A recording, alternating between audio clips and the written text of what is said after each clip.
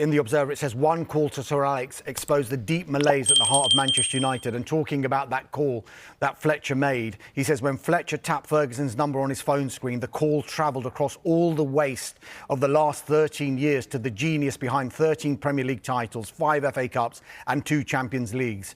It resurrected the principle that Ferguson might have something useful to say about what should happen next. And he did, by articulating something the Glazers and parts of the Ineos ownership don't understand. The job now, is what he said to Darren Fletcher, is to do what's best for Manchester United. What Manchester United are doing at the moment is bringing in an interim in Darren Fletcher, talking about bringing another interim after Darren Fletcher before appointing a permanent manager in the summer. Is that what is best for Manchester United?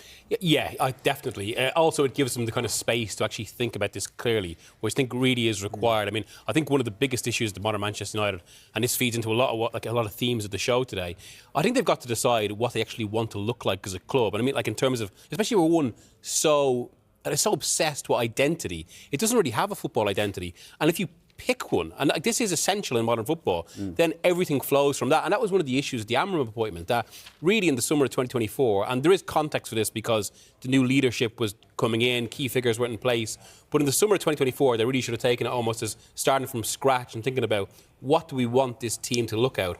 Instead, they ended up, I suppose, clumsily persisting with Ten Hag for some justifiable reasons, and then going for Amram, who's probably more wedded to a specific style than any modern coach, which kind of goes against that sort of best practice that we're talking about.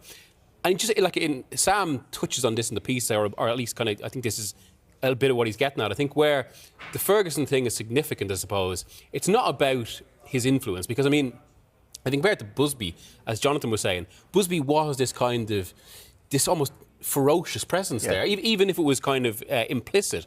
Whereas Ferguson, by contract, it almost feels like he's kind of a cuddlier figure in retirement than he... Busby had the office in the stadium. The manager could literally know that Samat's sitting two or three doors down. And just on the kind of, I suppose, where the phone call is significant is because, you know, as a colleague said to me during the week, I won't out him, but he said, what would have happened if Ferguson said no? Sir Alex Ferguson will always be Manchester United's greatest figure. But until the club stops searching for a messiah and starts building a system, his shadow will continue to loom large over Old Trafford. What do you think? Has Ferguson's legacy helped or hurt Manchester United since 2013?